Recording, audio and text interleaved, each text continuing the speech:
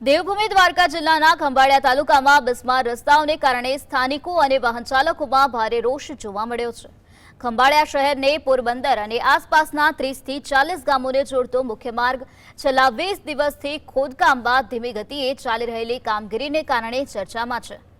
રસ્તાની એક બાજુથી ખોદી નાખવામાં આવતા હવે વાહનોને સિંગલ પટ્ટી પરથી પસાર થવું પડે છે, જેના કારણે ટ્રાફિક જામ અને અકસ્માતનો ભય વધી રહ્યો છે। ધૂળના ગોટે ગોટા ઉડતા સ્થાનિકો પરેશાન છે। ચોમાસા પહેલા કામગીરી પૂર્ણ ન થાય તો પાણી ભરાવાની શક્યતા વ્યક્ત કરવામાં આવી। સ્થાનિકોએ તાત્કાલિક કામગીરી પૂર્ણ કરવાની માંગ કરી છે।